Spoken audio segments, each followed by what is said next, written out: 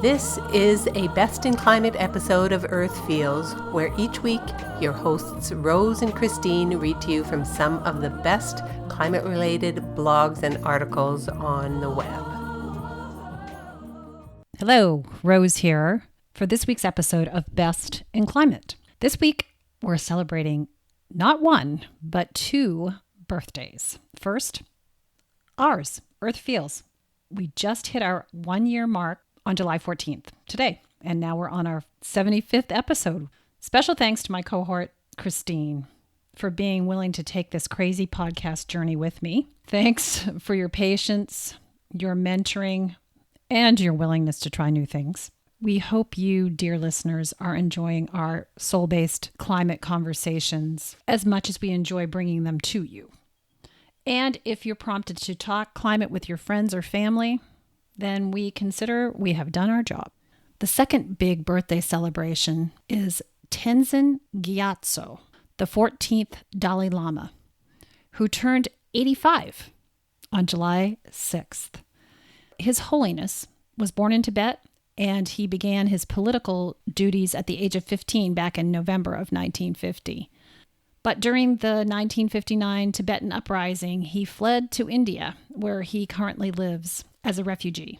His Holiness is considered the world's spiritual leader. He embodies nonviolence in the tradition of Mahatma Gandhi. And he travels extensively, talking about peace, peace of mind, compassion, the importance for dialogue, and the oneness of humanity. And this article I'm about to read in celebration of his 85th is entitled The Dalai Lama, an Environmentalist. And it's written by, and I'm going to really make a scramble out of this name, Tempa Gyaltsen Zamlha. He's a research fellow at the Tibet Policy Institute and also the executive head of environment and development task at a think tank research institute based in India. It was first published in the Quint online journal. I've been privileged enough to see the Dalai Lama a couple of times, actually 3 times, once in Seattle, which was crazy to even get near him because the stadium was completely sold out. A second time in Boston at what used to be the old Boston Garden, and surprisingly, there was next to no one there. And then the third time at UCSD, the Dalai Lama was the keynote speaker at my youngest son's graduation. Being in his energy is a very peaceful place to be. If you get the opportunity, I highly, highly recommend just attending. Well, who knows if we can attend anytime soon, but whenever you get the chance to listen to him, his energy is so tranquil. And I think we can all use a piece of that right now. So this article, again, is The Dalai Lama, an Environmentalist, a commitment of 70 years. As the Dalai Lama turns 85 this year, his dedication towards the environment has not dimmed in the slightest. Quote, I was born in a small village called Taxter in the northwest of Tibet on the 5th day of the 5th month of the Woodhog year of the Tibetan calendar. That is in 1935, writes the Dalai Lama in his first ever biography, My Land and My People, published in 1962. 85 years since then, on the 6th of July 2020, people across the world will be celebrating his birthday and his life's work of promoting universal peace and compassion. As commendation of the Dalai Lama's immense global contribution to world peace and religious harmony, he has been hailed as one of the world's most respected, admired, and influential living figures. The focus of the Dalai Lama's colossal endeavors extends from the cause of the Tibetan freedom struggle to universal ethics to bridging the gap between science and religion. Yet another vital aspect of his professed goals, towards which he has consistently worked for, has been calling for wildlife conservation and environmental protection ever since he took the political responsibility of Tibet in 1950. From ordering measures for forest protection, banning hunting during the period of independent Tibet, ending poultry farming, supporting vegetarianism in the exiled Tibetan community in India, calling for tree plantation and wildlife protection in Tibet, highlighting ecological importance of the Tibetan Plateau, and urging for global cooperation on climate change, the Dalai Lama has consistently worked for environmental conservation for the last 7 decades. An environmentalist, a core principle. Environmental conservation has been a core principle of the Dalai Lama. This principle has been clearly represented in the 3 main commitments that he has laid out in 2011. After the devolution of all political responsibility to a democratically elected leader of the Tibetan people in 2011, the Dalai Lama evocatively stated that he would continue to devote his life to 3 main commitments: the promotion of human values, the promotion of religious harmony, the preservation of Tibet's spiritual heritage, and protection of its environment. The last commitment reaffirmed his lifelong objective of striving for environmental conservation. Such a significant pledge from the Dalai Lama, who is both the most revered person in Tibet as well as a deeply admired global figure, immensely strengthens the cause of environmental conservation. Furthermore, the Dalai Lama has been a strong supporter of global cooperation on climate change and global warming. His statement during the 1992 address of the Parliamentary Earth Summit in the Rio Earth Summit reads, quote, "I believe that to meet the challenge of our times, human beings will have to develop a greater sense of universal responsibility. Each of us must learn to work not for his or herself, family, or nation, but for the benefit of all mankind." In a video message to the delegates of Paris Climate Summit in 2015, Dalai Lama rightfully noted that human beings are responsible for the current climate crisis and that it is not a question of 1 or 2 nations, but a question of humanity affecting the whole world. In a similar manner, the Dalai Lama sent another written message, delivered by hand, to this author, to the Conference of Parties COP24 and its delegates on 20 November 2018. This message states, quote, "I extend my greetings and prayers to my dear brothers and sisters, delegates of the 24th Conference of Parties, COP24, to the United Nations Framework Convention on Climate Change.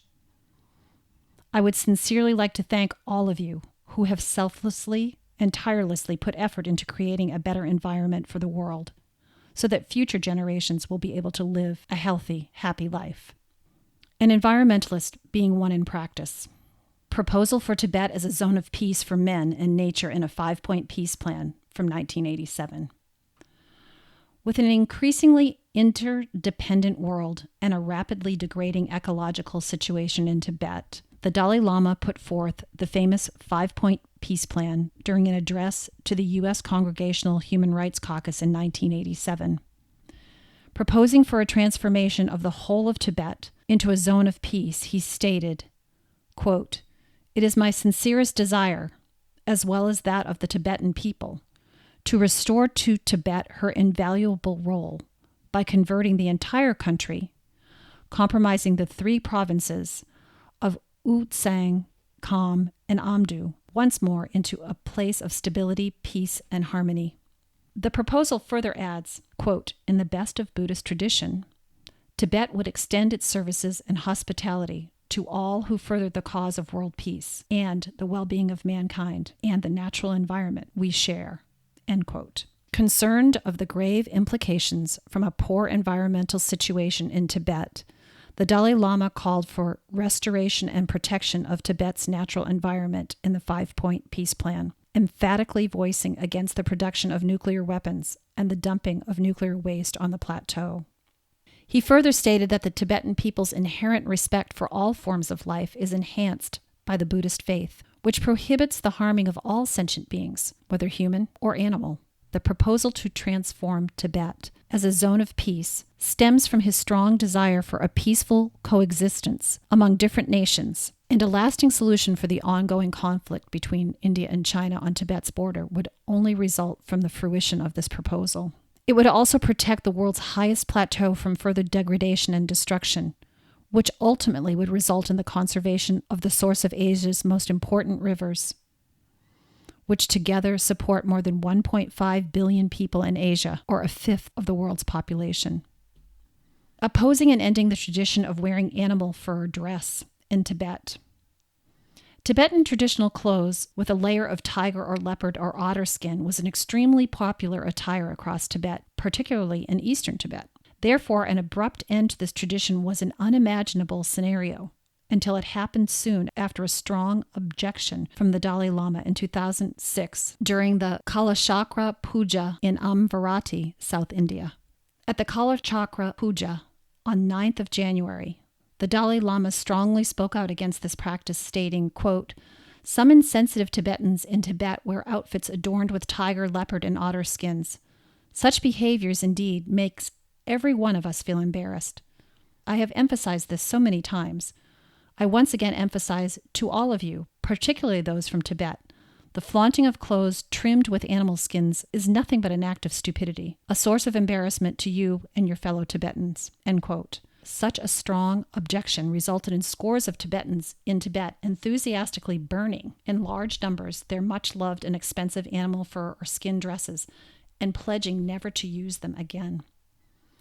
Such scenes of putting an end to the practice emerged from all parts of Tibet. This fundamental change has had immense positive effects towards saving hundreds of tigers and leopards in Asia, particularly in India. It was beyond anyone's speculation that the Dalai Lama's statement would receive such a prompt and decisive reaction from Tibet. As an environmentalist myself, this author has long considered it as one of the greatest environmental contributions by the Dalai Lama or anyone else. First Nobel laureate to be recognized for their environmental conservation effort.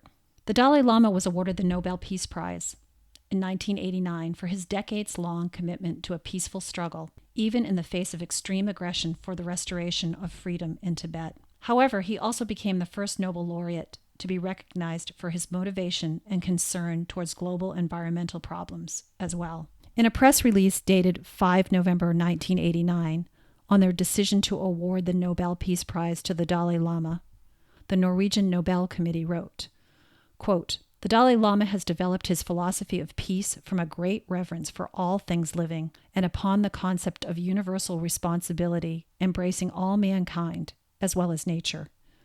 In the opinion of the committee, the Dalai Lama has come forward with constructive and forward-looking proposals for the solution of international conflicts, human rights issues, and global environmental problems. This recognition was a significant milestone in the Dalai Lama's endeavors for environmental conservation, one that has been supplemented and strengthened by a global acknowledgement of his efforts as an environmentalist. A continuing quest for the environment. As the Dalai Lama turns 85 this year, his dedication towards the environment has not dimmed in the slightest, but continues to grow stronger.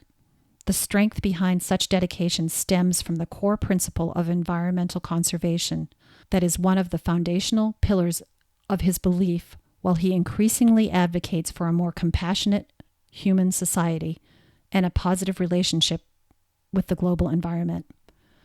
His 3 commitments to the world have seen him transcend the perception of being a Buddhist or a Tibetan leader to a global figure that is respected and revered across borders, religions, cultures, and politics.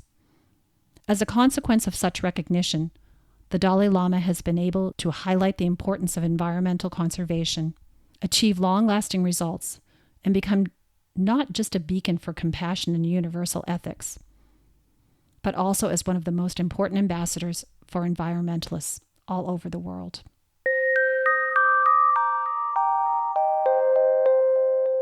Again, Tempa Gyaltsen Zamlha is a research fellow with a special focus on the socio-economic impact of climate change in Tibet. He is also the executive head of Environment and Development Desk at the Tibet Policy Institute, a think tank / research institute based in Dharamshala, India. This piece was first published in The Quint on July 5th of 2020. Thank you, Tempa, for allowing us to read your essay aloud. Thank you to the Dalai Lama for all his efforts as an environmentalist over his entire lifetime. And I think this article goes to show that each and every one of us can make a difference in our own way. Thanks for listening. We'll catch you next time. Stay safe out there. Bye-bye. That's this week's episode of Earth Feels. Special thanks to singer-songwriter Kristen Hoffman for generously allowing us to use Song for the Ocean. Thanks for listening. Don't forget, subscribe to our podcast so you don't miss an episode. Catch you next time. Bye-bye. Children of the earth, I'm calling out. There's a mission for you and for me.